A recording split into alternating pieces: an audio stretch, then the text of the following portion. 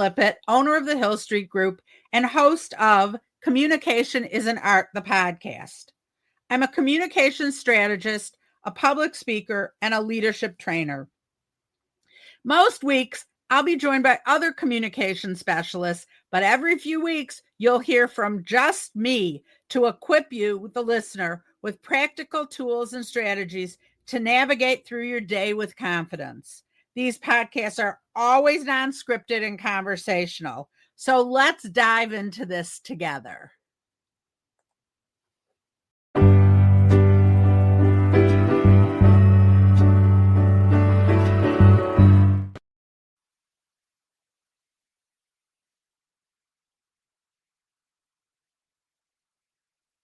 It's Pam Lippitt. I'm here. It's a lovely day outside. I've been planting and weeding and weeding and weeding, mostly weeding, can you tell? But it's getting there, and I've actually been using an app on my phone to tell me what to put on different kind of weeds to get rid of them. And so far, it's really working. I've been getting rid of those thorny, thistly things that are such the bane of my existence. I'm making progress, and progress is something that we all talk about, right? Like, are we really talking about perfectionism? I'm not. I don't believe in perfectionism. I think it makes things too polished, if that's an option, too thought out. It looks like we are using somebody else's words and not being authentic to ourselves. That really comes back to the conversation that I want to have with everyone today. Today is one of those episodes where I'm just going to talk to you. And one of the things I'm going to talk to you about today and really moving forward is the importance of soft skills. We live in a world where AI, artificial intelligence, is just growing and growing and spouting in, and are you using it, and what's the way to use it, and how are you using it, and will people know you've used it?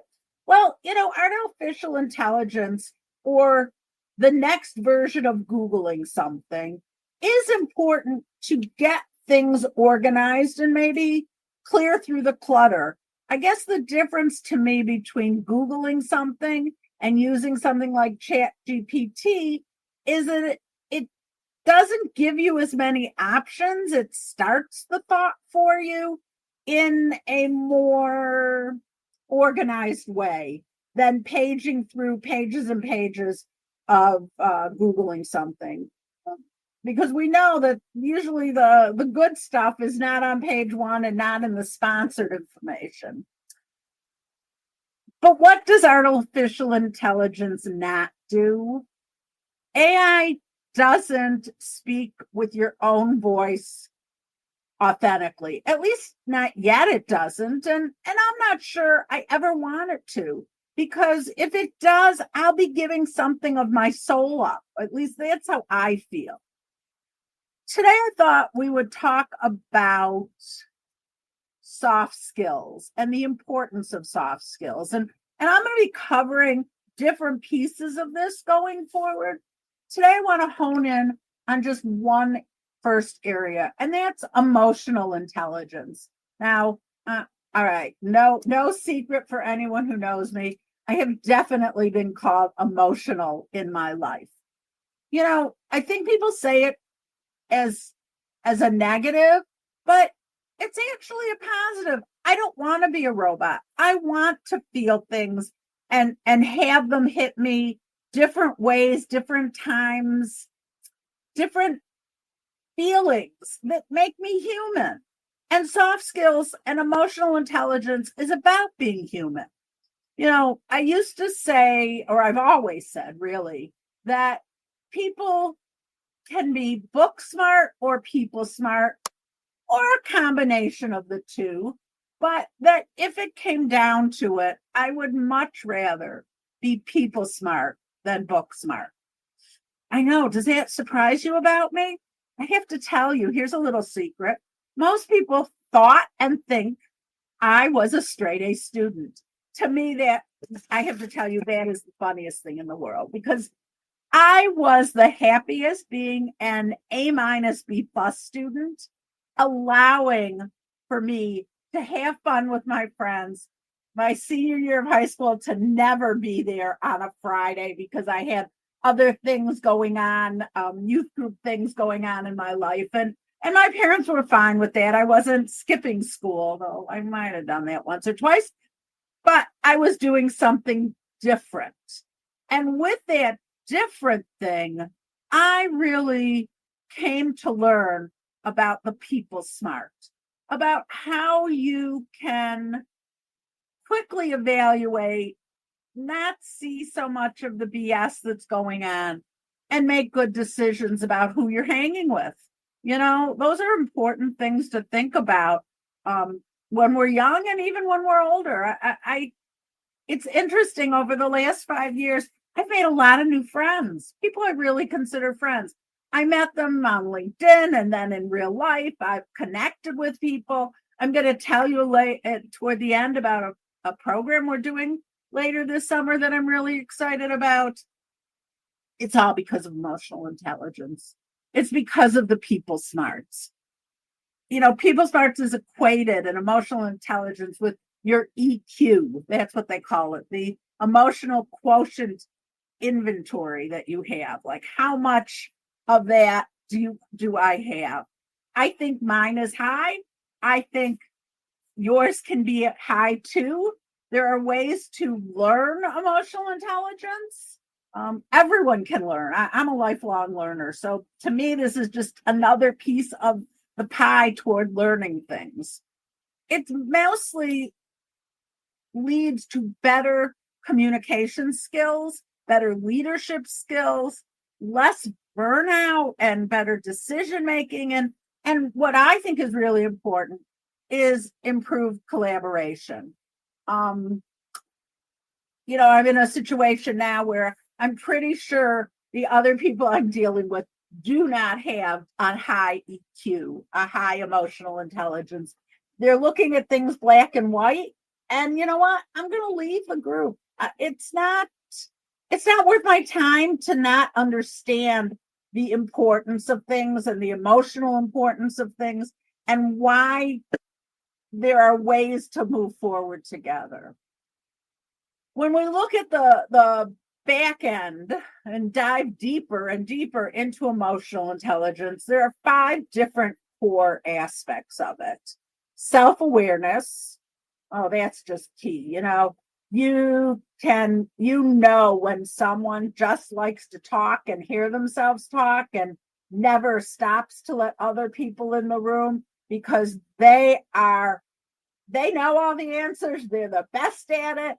One of the most important things, and it goes back to how you communicate and how you listen to others, is the self-awareness of when it's someone else's turn, and when it's important to collaborate about, as opposed to making unilateral decisions. So, to me, self-awareness is knowing about your emotions, knowing how you're going to react, knowing how to respond because you understand those things about yourself. The second one is self-regulation. How do you manage those impulses? How do you manage those emotions? I think how do you stay calm under pressure? I've said this before. In my very first job out of college, there was no such thing at that organization as training or support. I was 22, and I was running an organization, an office in a different state than the headquarters, and it was like, go, just do it. And to be honest, when someone put that first budget in front of me and said, fix this and do this, I was lost. There was no support. How did I handle that? I mean, I know in the bathroom I cried. I know that after and before work, I was distraught. But when I had to go into the home office and meet with my bosses, I always picked up a can of Coke or Diet Coke or Tab in those days in the morning that I could open up when I got into that meeting. that was my security blanket in the self-regulation world. My security blanket to take a drink or at least hold that can up to my mouth, pretending I was drinking, giving me time to calm down, self-regulate, and figure out how to not explode. I can explode, but I've really learned over time and over my career how not to explode and why it's not good to explode, and what other things I can do to switch and move and take a good conversation down that winding road to a place where we're all happy. I was just complimented the other day on how I run some meetings working on some bylaws, and bylaws are not something that I think fall more into that book smart area, not the people smart.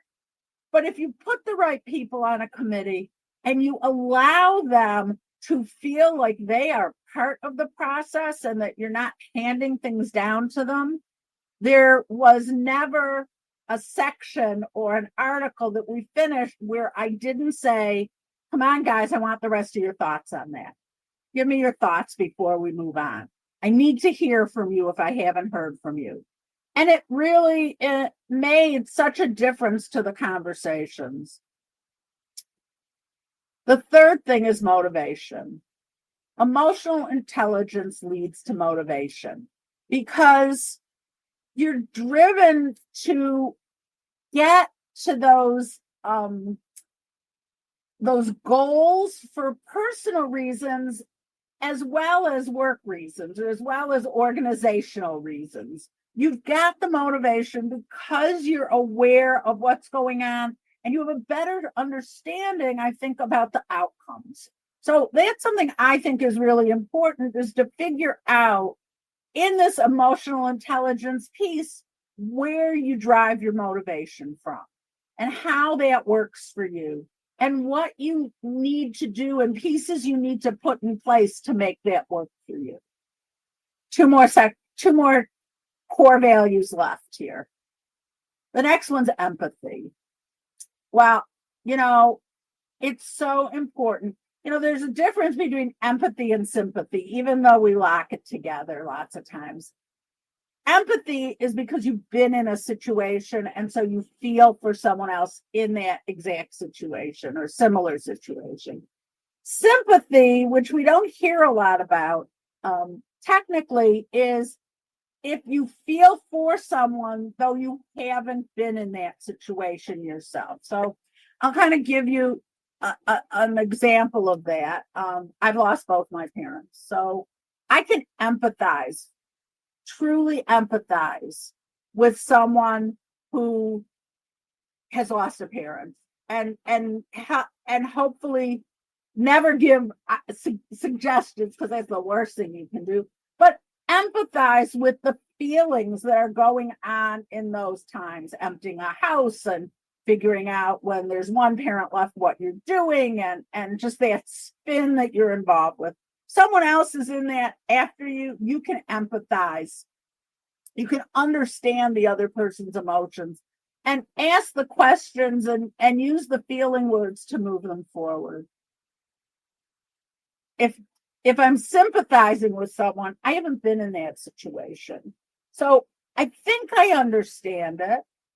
And I've often said, before I lost my parents, especially my mother, she always, when things were difficult or things were heavy on her heart, wanted to talk to her father. And I sympathize with that. I knew my grandfather. He was the best in the world. And I felt what she was feeling, and I sympathized. I tried to do my best. I knew I could never replace him. But once my mother passed away, I understood and I empathized, because all I want to do is talk to her.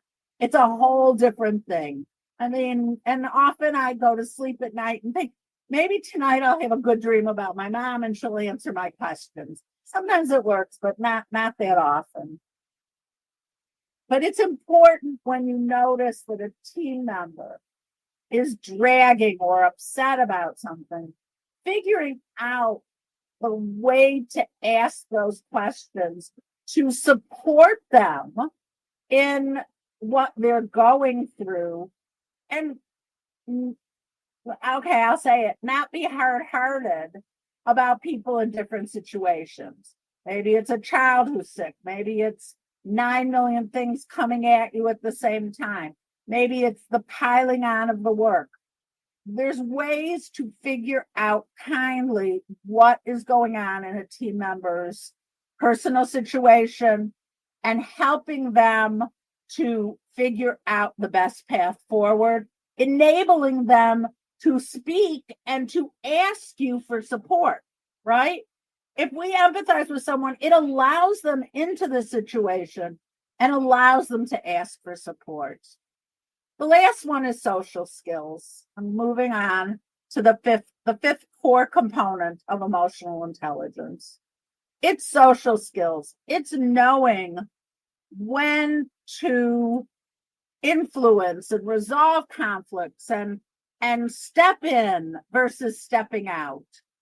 An easy peasy example of this is I always tell people when I'm leading a session on networking, if you see two people in conversation, you can usually tell if it's deep in conversation. That means it's not time to step into that conversation. Find a group, because if two people are talking and you can tell it's serious, probably the last thing they want is a third person to walk into the situation.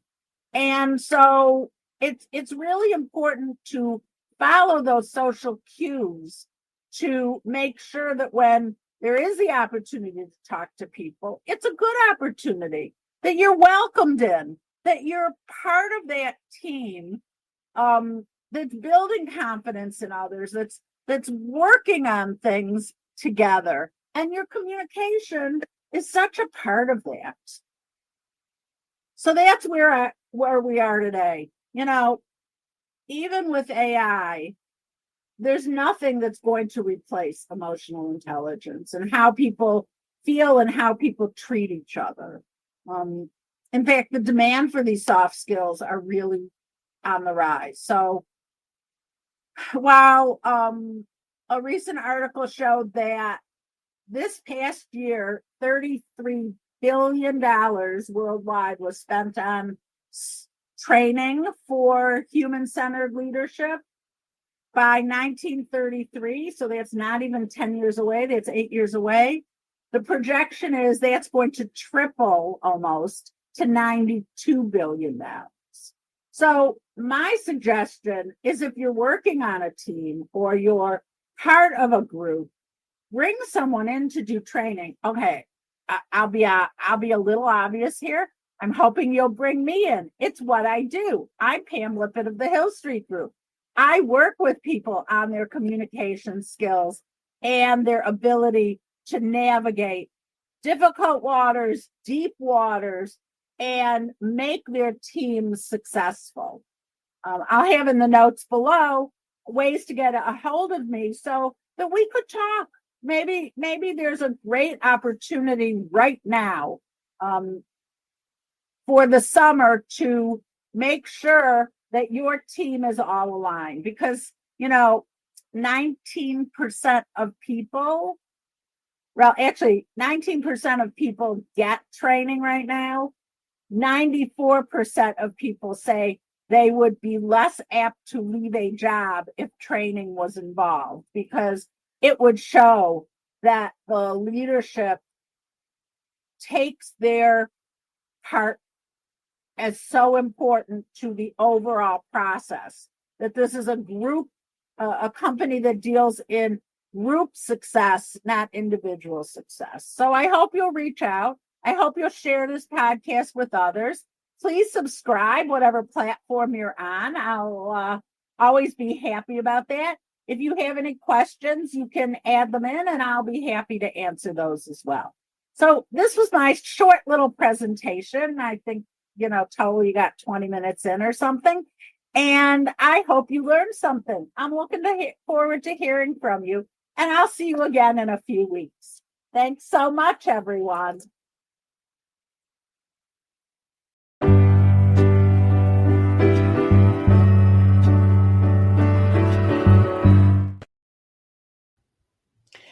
Hi, this is Pam Lippitt from the Hill Street Group. Thank you for listening to Communication is an Art. Make sure you subscribe and continue to listen. We really appreciate it. Share with your friends all those different lovely things. And we will be back soon. Have a great day.